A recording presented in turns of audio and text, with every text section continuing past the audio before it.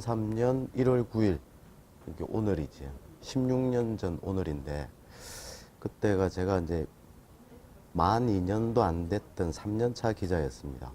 그날 아침에 기억이 생생한데, 요즘 해가 한 7시 30분쯤에 해가 뜰 건데, 해가 뜨기 전에 전화를 한 통화 받았었습니다. 두산중공업에 사람이 죽었다, 분신을 했다 이야기를 전화로 받았고, 바로 차를 몰고 두산중공업으로 갔던 기억이 납니다. 현장에 도착했을 때 경찰도 와 있었고, 분신 현장에 이제 폴리스 라인 정도 쳐놓고 노동조합 간부들, 조합원들이 좀 모여 있고, 현장에 이제 검게 탔던 시신도 생생합니다. 그때 이제 배다로 열사가 숨졌을 때가 50세였고, 그때 유족이 이제 부인과 딸 둘이 있었던 걸로 기억이 납니다. 그때 이제 뭐 신출내기 기자였을 때니까, 큰 일이 터졌으니까 전국적으로 주목을 받았었고, 그 시기에 한 2달 정도 거의 두산중공업에서 살았던 것 같습니다. 뭐 거기서 잠을 자고 한 적도 있기는 있지만 아침에 출근을 그쪽으로 해서 저녁까지 있다가 나오고, 그리고 설 연휴도 끼어 있었던데 설 연휴 때도 현장에 갔었던 걸로 기억이 납니다. 이렇게 분신 사고 나고 나서 63일 지나고 이제 3월 14일 날 장례식이 치러졌고, 그 사이에 뭐 많은 일들이 있었고, 지금은 이제 그때 당시에 양산 솥발산 묘역이라고 민주열사들이 많이 묻혀 있는 곳인데, 그쪽에 안치가 됐었습니다. 그때 당시에 이제 뭐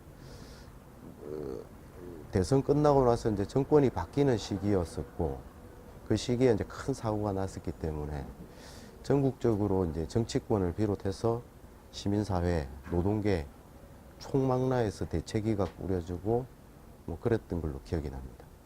그래서 좀 설명해 주세요.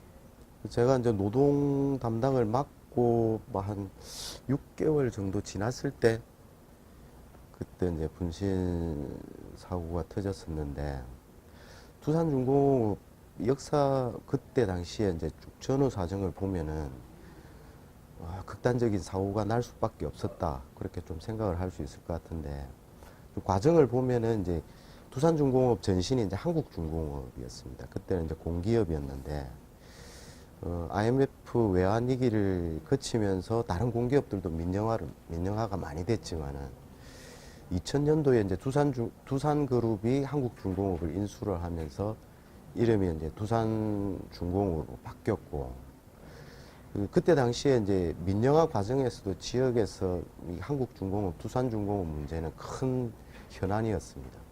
그 이후로 이제 두산중공업이 되고 나서 이제 두산그룹이 이 회사를 운영하면서 노사 관계가 우선 극단적으로 많이 흘렀습니다. 마찰도 심했고, 그 이유는 이제 첫 번째 두산이 인수를 하고 나서 1100명이 이제 구조조정이 됐었고, 그리고 그 이후에 2001년도에 이제 사측에서 소사장제를 도입을 합니다. 일종의 이제 외주화인데, 구조조정을 이제 단행을 하는 과정에서 노사 과정에 마찰이 극심했던 거죠.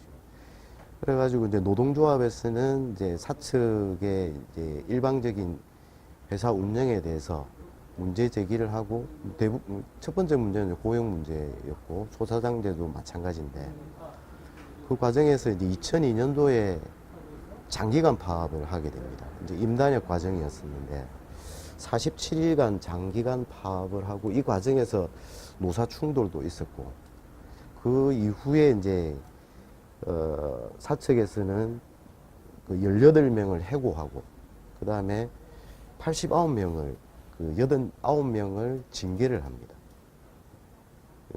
그 중에서 이제 숨진 그 분신한 배다로 열사도 이제 전 대의원이었었는데 정직 그 3개월 징계를 받았었고, 그리고 이제 이 파업 과정에서 이제 이게 불법 파업이다, 사측이 이제 업무 방해를 비롯해서 이런 이제 고소를 해가지고 노동조합 간부 8명이 구속이 됐었습니다.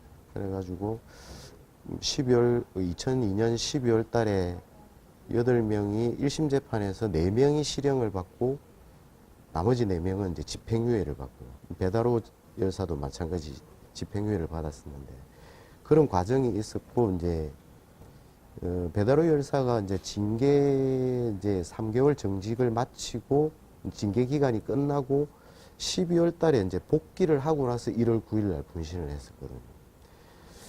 이제 그 내막을 보면은 이제 파업 노사 대치 갈등 과정에서 생겼던 이런 뭐 징계 문제 그리고 사측이 이제 파업 과정에 이제 손해를 봤다 이렇게 해서 손해배상 청구를 하고 그 다음에 이제 그에 따른 또 조합원들 재산에다가 월급 이런 데다 가압류를 걸었습니다. 이 과정들에 대해서 이제 고통을 많이 받았었다 이야기를 하고 그리고 이제 1월 9일 날 배다로 열사가 분신하기 전에 11월 달에도 이제 다른 조합원이 분신을 시도했던 사건이 있었습니다. 그렇다면 이제 충분히 그런 이제 극단적인 사고가 날 수 있는 상황이었다고 볼 수 있고 배다로 열사가 이제 그 분신을 하면서 남겼던 유서가 있는데 거기에 이제 그 손배 가압류에 대한 사측의 이제 그 노조 탄압, 부당 노동 행위에 대한 주장들을 담은 글이 있습니다. 그 내용들이 보면은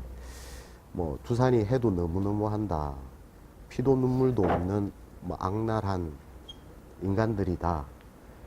노조 말살 정책 이런 부분들을 이제 지적을 하면서 하늘나라에서 지켜보겠다. 해고자들 꼭 복직하기를 바란다. 이런 이제 유서를 남겼었죠.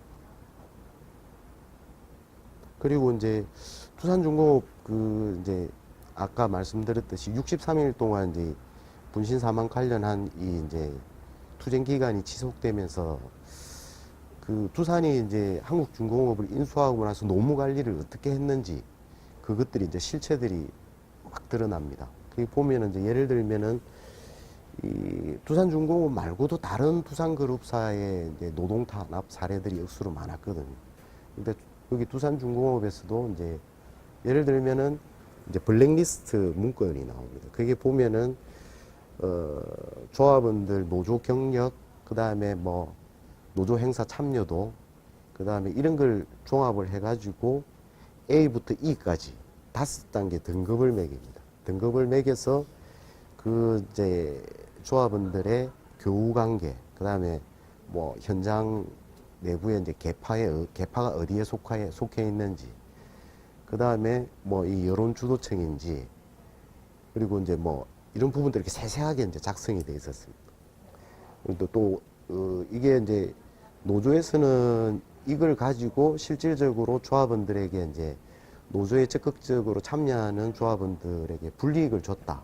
이렇게 이제 주장을 했는데 그 근거를 보면은 예를 들면은 이제 연장근로, 뭐 쉽게 얘기해 특권, 잔업 이런 걸 이제 배당을 안 하는 거죠.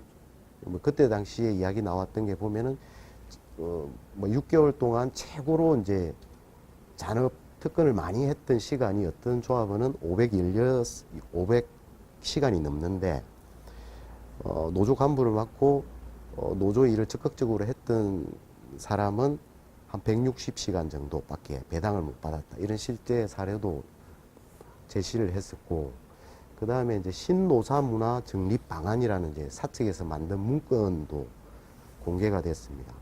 그걸 이제 노조에서는 노조를 무력화하기 위한 계획을 만든 자료였다. 이게 실행됐던 자료다. 이렇게 주장을 했던데, 거기에도 뭐, 이제 구체적인 내용들이 뭐냐면은, 여론 주도 세력들을 어떻게 관리할 것인지, 그리고 거기에 대응할 뭐 사측의 표현대로라면은 건전 세력을 어떻게 육성할 것이냐, 그 다음에 아까 등급별로 해서 차등 관리하는 부분, 이런 부분들이 세세하게 나와 있었습니다. 물론 이제 두산중공업 사측은 그런 걸 만든 적도 없다, 뭐 불이익은 준 적이 없다, 이렇게 하긴 했는데, 일단 이 문제가 이제 크게 터지면서 당시에 이제 노동부가 특별조사까지 들어갔었고, 특별조사 결과 부당 노동 행위라고 노동부에서는 결론을 내렸었습니다. 그러니까 이제 아까도 말씀드렸듯이 노동조합 활동, 아니 파업을 했다 해서 회사에 손해를 끼쳤다.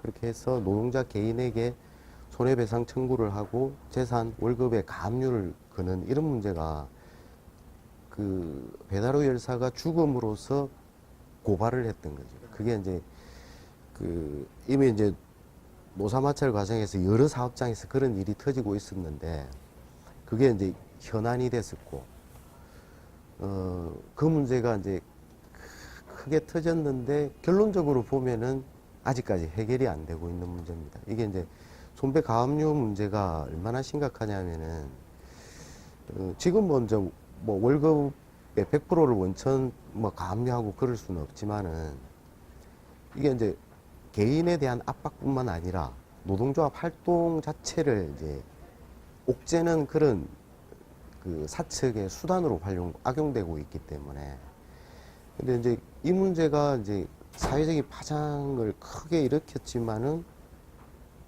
더 지금까지 보면은 여러 사업장에서 벌어지고 있는 손배 가압류가 규모가 더 커지고 있습니다. 작년에 이제 손배 가압류 이 문제를 개선하기 위한 시민단체에서 조사를 한 결과를 보면은 24개 작년 이제 7월 달까지 집계인데 전국의 24개 사업장에서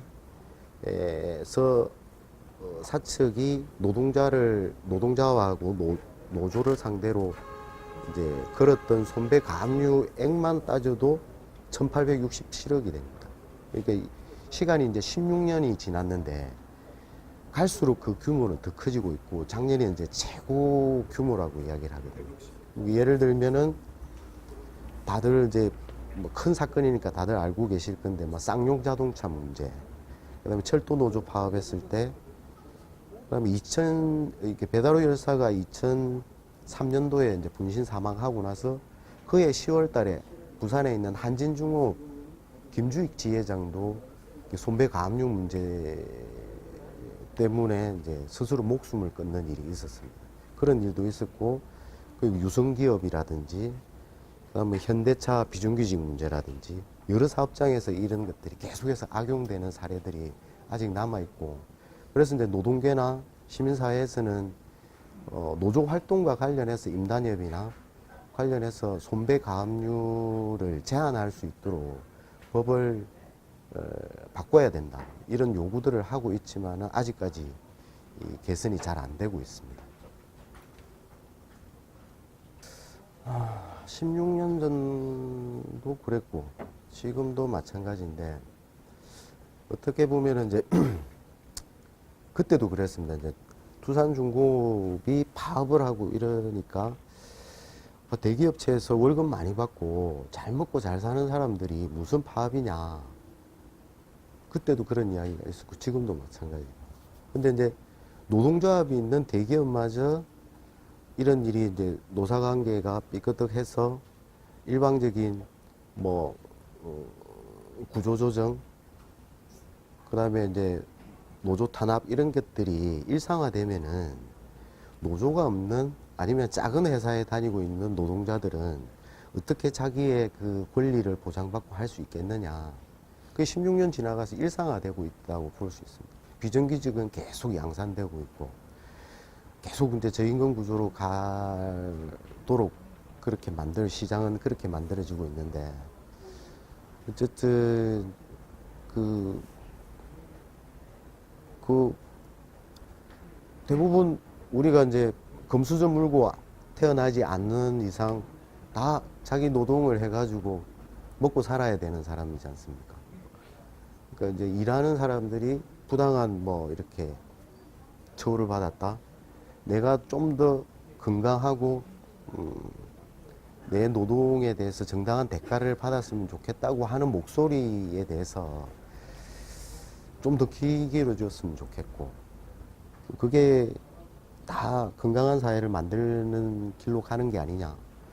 이 당장은 나의 문제가 아니더라도 건너서 내 친구, 우리 아버지의 문제, 내 동생의 문제, 아니면 내 친척의 문제, 내 친구의 문제가 될 수 있는데, 당장 내가 먹고 사는 게 힘들고 내 일자리가 없으니까 대기업 뭐 귀족 노동자 이렇게 이야기하면서 비난할 것이 아니라 나의 일이 될 수도 있다. 그런 생각들을 좀 해봤으면 좋겠다. 이런 생각을 많이 합니다.